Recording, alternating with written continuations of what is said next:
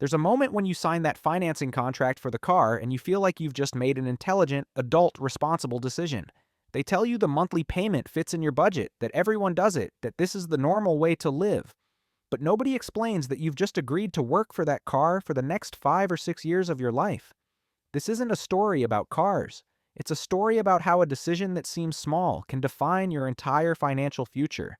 Because when you truly understand what that monthly payment means, when you see what it's costing you in terms of time, freedom, and lost opportunities, everything changes. Think about this for a moment. You're sitting in the sales room. It smells like a new car. The salesperson is friendly. Everything seems perfect. They show you the total price, and it seems high, impossible perhaps. Then they perform the magic trick. They divide that big number into small monthly payments that sound reasonable. 500 a month, 600, 700. And you think, well, I can afford that. You sign without realizing you've just committed a significant portion of your future income to something that starts losing value the moment it leaves the lot. Warren talks a lot about opportunity cost, but not in the way economics professors do. He explains it as the doors that close when you choose one.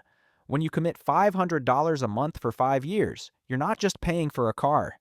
You're giving up everything you could have done with those $500 each month for 60 months. You're giving up the possibility of investing, of having a financial cushion that allows you to change jobs if they treat you poorly, of being able to say no when you need to say no.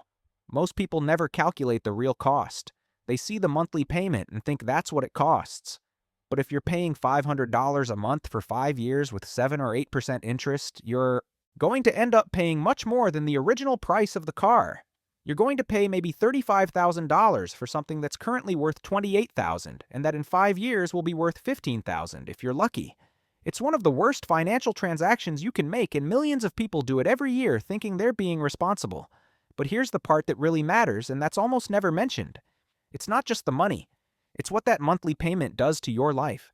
It's how it changes your decisions, your ability to move, to take risks, to grow. When you have a $600 monthly car payment, plus the full coverage insurance they force you to have, plus gas, plus maintenance, suddenly you need that job even if it makes you miserable. Suddenly you can't take 6 months to change careers or learn something new. Suddenly you're trapped, and you didn't even realize you were building your own cage. Warren always says the best investment you can make is in yourself, in your skills, in your ability to create value. But when every month you have to send a large portion of your paycheck to the bank for a car that's depreciating, you're investing in the opposite. You're converting your future time into an asset that loses value. It's as if you were working to undo your own progress. And here's the psychological trick that makes this so powerful and so hard to see. The new car makes you feel successful. It gives you that little injection of social validation. Your friends notice it, your neighbors see it. You feel like you're getting somewhere. But that feeling is borrowed. It's not real. It's an illusion you pay for month after month.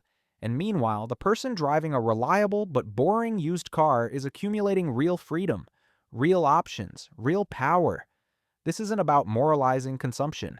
It's not about living like a hermit or never enjoying anything. It's about understanding what you're trading. Because every important financial decision is a trade. You're trading your future time, your future energy, your future freedom for something in the present. The question is whether that trade makes sense, whether you're getting more value than you're giving, or whether you're giving away years of your life for an image, for temporary comfort, for fitting in with what everyone else is doing. The uncomfortable truth is that most people driving expensive cars can't really afford them. They can make the payments, which is different. They can keep the illusion running as long as the income doesn't stop, as long as life doesn't present any emergencies, as long as everything goes according to plan. But real wealth isn't built by making payments. It's built by creating margin, by creating space between what you earn and what you spend, and then using that space to build assets that work for you instead of liabilities that work against you.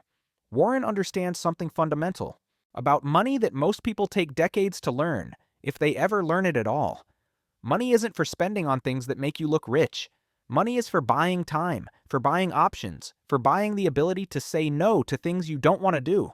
When you use your money to buy an expensive car with payments that keep you tied to a job you hate, you're doing exactly the opposite. You're buying a prison and calling it success. Think about the difference between two people who earn exactly the same. One buys a new car for $40,000 with a loan. The other buys a reliable used car for $10,000 in cash. Over the next 5 years, the first person sends $500 or $600 a month to the bank. The second person takes those $500 or $600 and invests them consistently. At the end of 5 years, the first person has a car worth $15,000 and no savings. The second person has a car that still works and maybe $40,000 invested. The gap isn't just financial, it's a gap of freedom, of options, of personal power. And this magnifies over time, because the person with $40,000 invested can now make different decisions. They can leave a toxic job. They can take time to find the right opportunity instead of accepting the first one that appears. They can negotiate from a position of strength because they're not desperate. They can risk on a business venture or additional education because they have a cushion. Meanwhile, the person with the new car and no savings is trapped.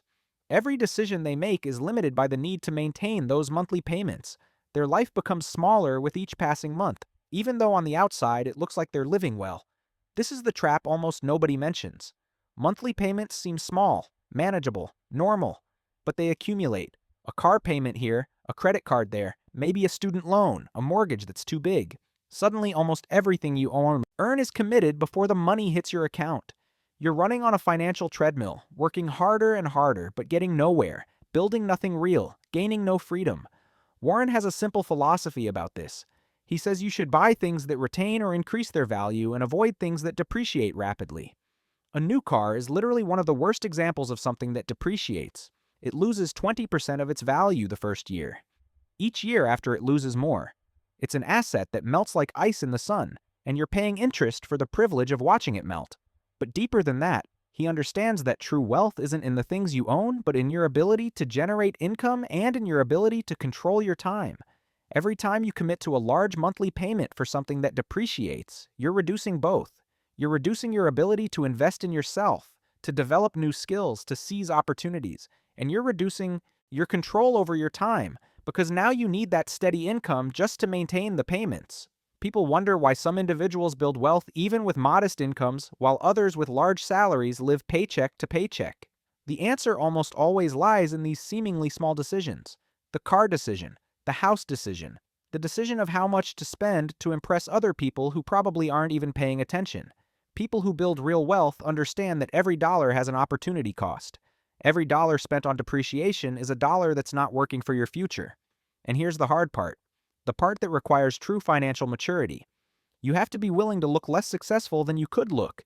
You have to be willing to drive a car that doesn't impress anyone while your coworkers drive shiny new cars. You have to have the confidence to know you're playing a different game, a longer game, a game where victory isn't measured in appearances, but in real freedom and real options. Warren drives a modest car. He lives in a house he bought decades ago.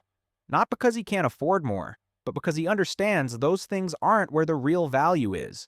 The real value is in having capital that works for you, in having options, in being able to do what you want with your time. He optimizes for freedom, not for appearances. And that's probably the most important lesson you can learn about money. When you're considering that car payment, you're not really deciding about a car.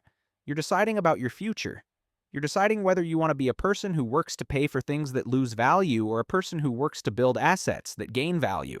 You're deciding whether you want freedom or the illusion of success. You're deciding whether you're going to play the long game or the short game. The short game is easy. You see what everyone else has. You want to have it too. You find a way to pay for it monthly and you sign. You feel good for a while.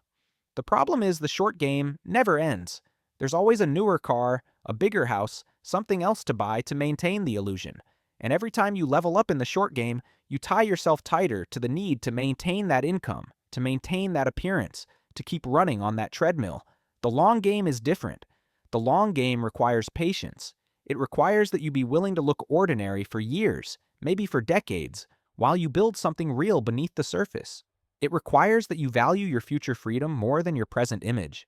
It requires that you understand the true competitive advantage in personal finance isn't in earning more money, though that helps, but in needing less, in being able to live well on less, in creating that space between income and expenses and using it to build freedom.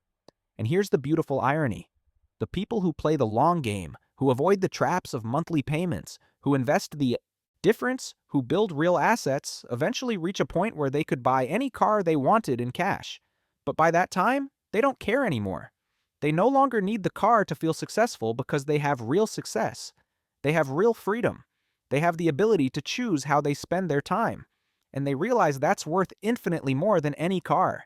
So when you're sitting in that sales room, when they show you that monthly payment that seems reasonable, when you feel the temptation to sign, pause. Ask yourself what you're really buying. You're not just buying a car, you're buying a decision about what you want your life to look like in 5 years, in 10 years, in 20 years. You're deciding whether you want to be someone who has to work or someone who can choose to work. It's a subtle difference in words, but massive in reality. Your future self, that person you'll be in a decade, is watching you right now. And that person is hoping you'll make decisions that give them options, that give them freedom, that give them the ability to say yes to the right things and no to the wrong things. Every time you avoid a trap like the perpetual car payment, every time you choose the less flashy but wiser path, you're giving a gift to that future person.